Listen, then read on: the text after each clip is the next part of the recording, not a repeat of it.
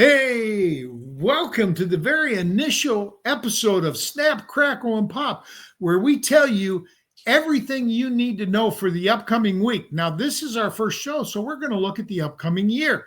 And to start it off, we're going to start with our very own Rick Brusuelas, or Snap.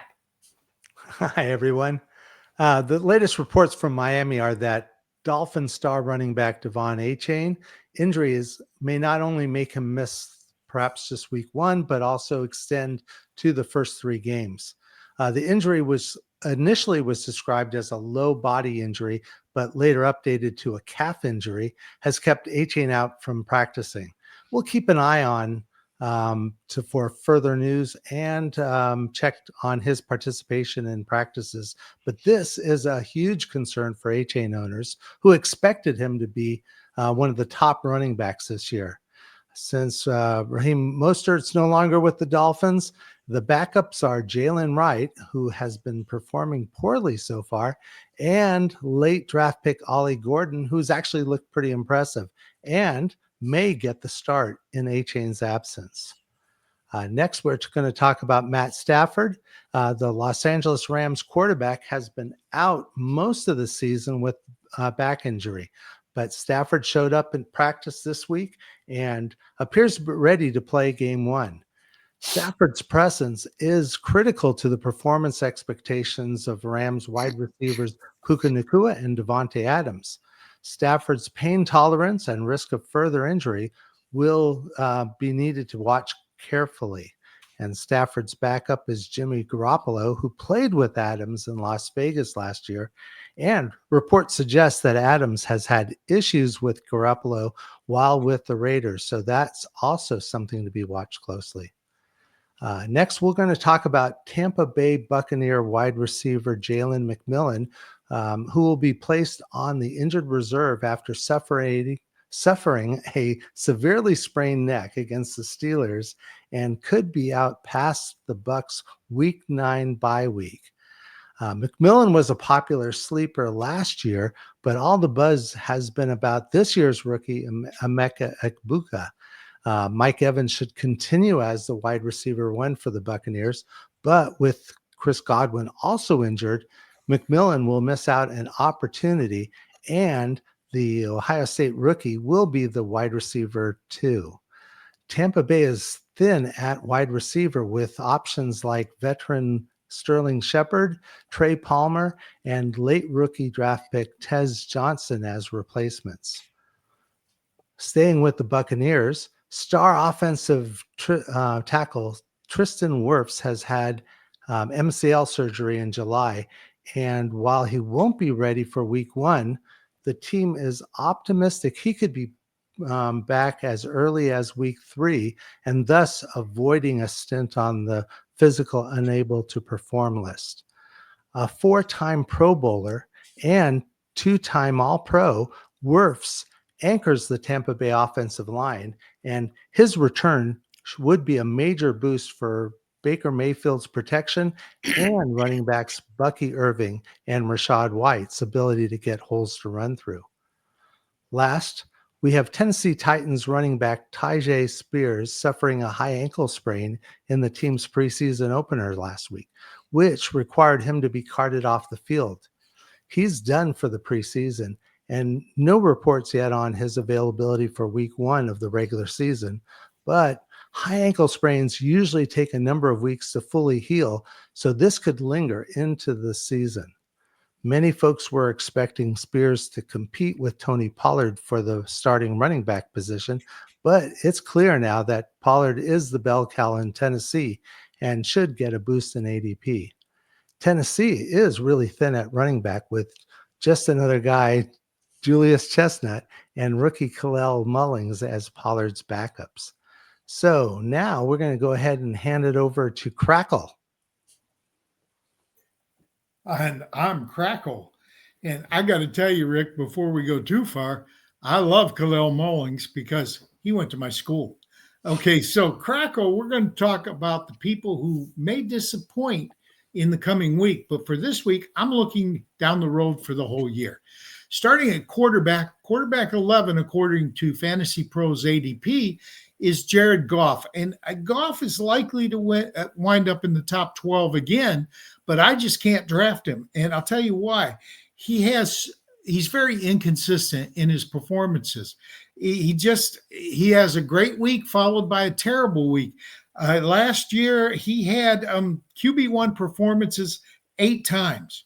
He had 5 QB2 performances, and then his other outings, the 4 outings, were actually non-startable even in a super flex league. You go back to 23 and it was 6, 6, and 5. So it's no better when you look back 2 years. I just can't take a starting quarterback who I can't depend on. And so for me, even though I'm a Lions fan, Jared Goff is staying off my roster. At running back, I know what you're going to say, and I know people don't want to hear this, but the curse of 370 is very real. Right now, according to the ADP, Saquon Barkley is the RB1, although I've seen Bijan Robinson go ahead of him. He is the consensus RB1. I figure he's going to drop at least 1/3 of his points from last year, which makes him a very risky buy that high in the first round. Now, the average, just so you know, going back to 2010, 15 running backs have had 370 touches. All 15 have dropped. Ezekiel Elliott only dropped 5 points, 5%. And if Saquon only drops 5%, he's worth that first round pick. But the average is 46%. And I'm thinking he's going to get at least a 30% drop unless he gets injured, in which case he could drop even more. And before you say, well, he's a special talent, so's Derrick Henry, and he dropped twice because of that. One time he only played 8 games. So Barkley is my running back to avoid. He's the crackle. At wide receiver, it goes back to a little bit about what Snap said about the quarterback situation in the Rams. I love Matt Stafford. He's a tough son of a gun.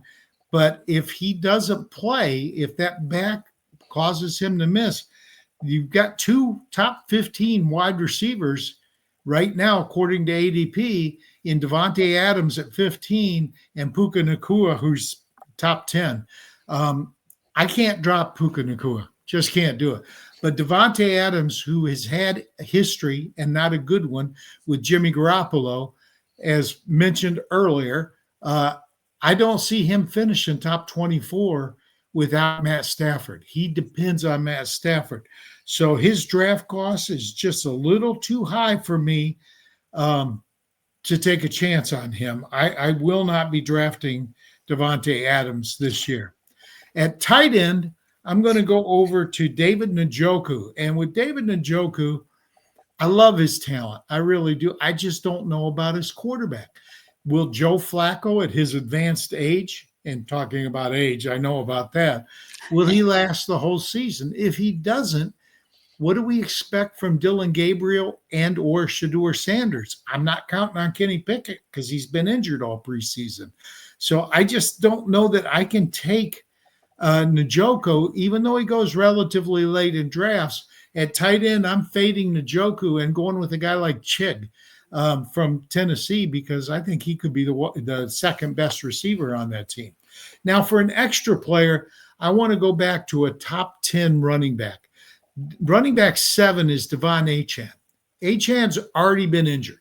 Lower leg injury, it's a calf injury. I've heard rumors he'll be out at least 3 weeks. 3 weeks, if he's out 4 weeks, that's basically a quarter of the season. And Ollie Gordon's look good. I just, I'm pretty well out on taking any running back in the first round that might miss 4 games. I just can't spend that kind of draft capital on a guy that's already been injured. So with that, it's time to go over to my good friend, Dennis or Pop. How are you doing, Pop? Doing fantastic. And hey, my grandkids sometimes call me Pop, so it fits for me. But what we're going to be talking about on this segment is the players that could really pop out at you that are not the obvious plays. And I'm going to be using the professor's defense against position data and my MVP data to really try to get you a couple of cool sleepers each and every week. What is the MVP data that I talk about? It's an index that grades the 3 things that a player can do for your team on a weekly basis. He can either score a lot of points and help you win. He can have one of those donut hole or just a couple of point games and cause you to lose your matchup, no matter how much else the production is coming from other positions.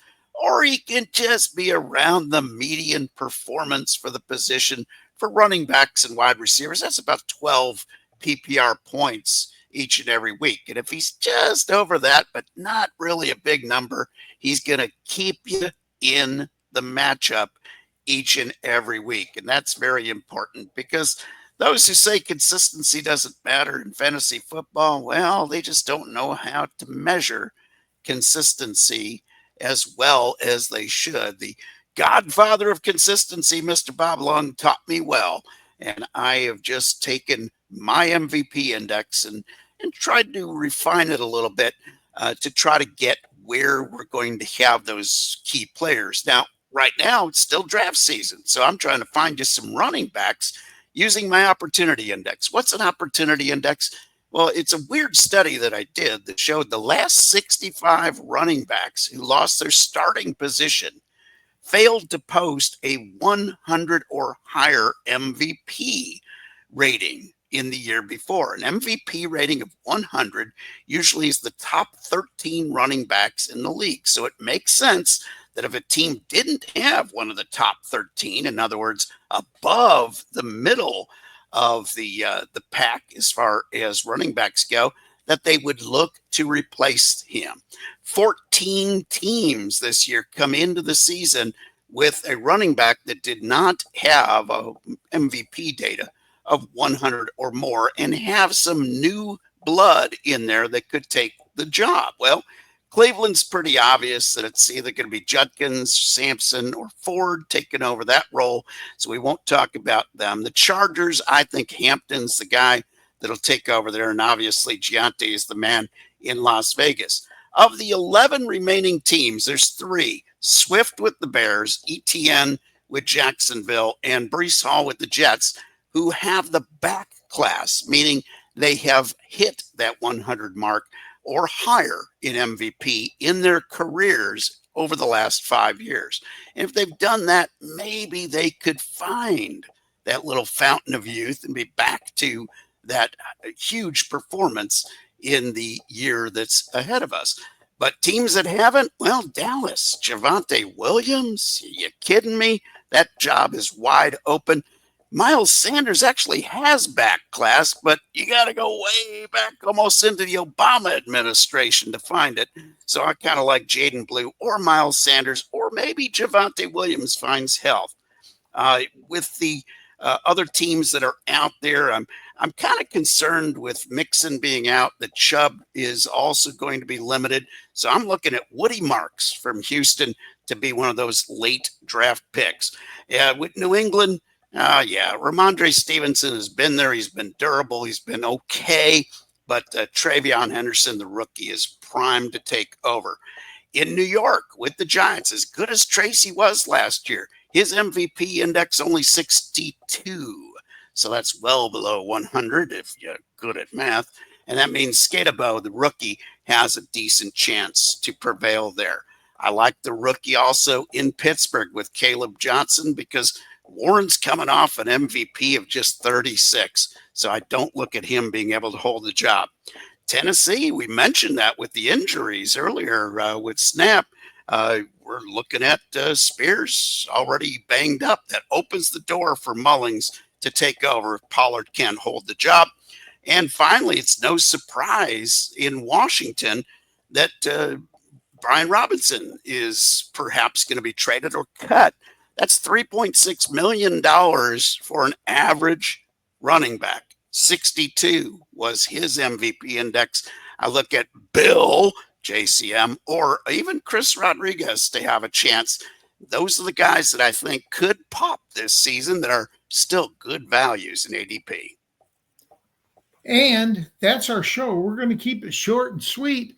And you can always text us at our Twitter accounts, and we will go in depth if you want it. But from now on, starting next week, we're looking just at the week ahead and not the full season. So join us next week, Tuesday night at 7 p.m. for the brand new Snap, Crackle, and Pop.